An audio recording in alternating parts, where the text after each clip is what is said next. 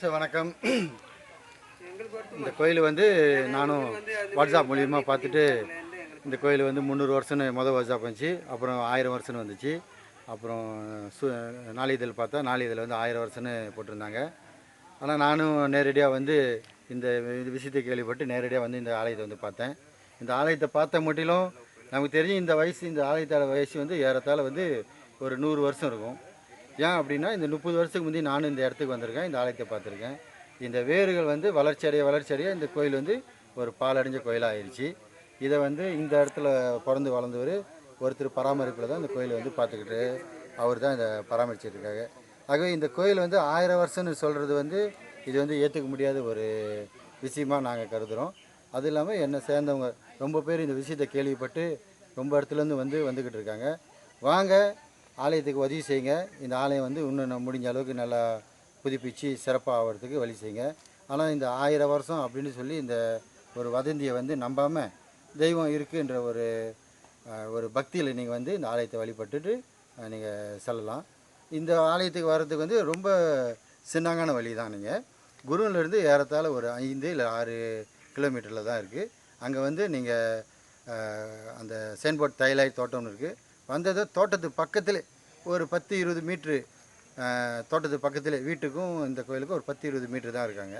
So நீங்கள் சின்னதாக வந்து அந்த ஆலயத்தை பற்றி நீங்கள் வந்து தெரிஞ்சுக்கலாம். அப்புறம் எங்கள் கோயில் தலைவரை வந்து இப்படி வாங்க, எங்கள் கோயில் தலைவர் வந்து நடராஜன்னு ஒருத்தர் இருக்கார். ஸோ அவர்கிட்ட நம்ம இந்த கோயிலோட உண்மையை தெரிஞ்சுக்கலாமே. இந்த கோயில் வந்து நீங்கள் இங்கே பிறந்து வளர்ந்தவங்க நீங்கள்? எத்தனை வருஷமாக நான் இந்த கோயிலை வந்து விளக்கட்டிக்கிட்டு இருக்கீங்க? 12 வயசுலேருந்து இப்போ நான் என் வயசுக்கு 46 வயசு. ஒரு 35 வயசு செஞ்சுக்கிட்டு இருக்கேன். 35 வருஷம் கோயில் செஞ்சுக்கிட்டு இருக்கேன். இப்போ உங்கள் இதுக்கு முன்னாடி வந்து யார் இந்த கோயிலை? அதுக்கு முன்னாடி வந்து விளக்கு தான் எரியும், ஆனால் பால் அடைஞ்சு போயிருந்துச்சு. நாங்கள் அந்த ஒரு பெரியவர் செஞ்சார். ஆனால் அதுக்கு முன்னே அவர் எத்தனை வருஷம் செஞ்சாரு எனக்கு தெரியாது.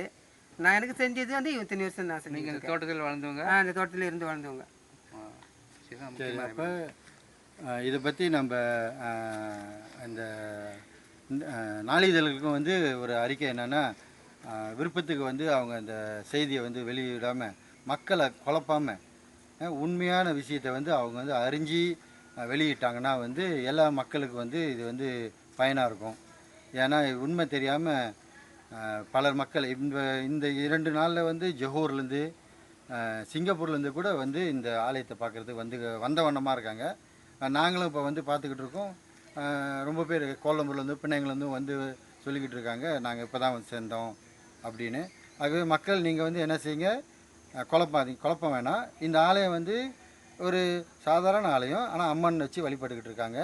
இந்த அரச மரம் வந்து அந்த ஆலயத்தை வந்து வேறு மூலியமாக மூடி இருக்கு. அதனால தான் இந்த ஆலயம் வந்து பாலடைஞ்ச ஆலயம்னு வந்து சொல்லிக்கிட்டு இருக்காங்க.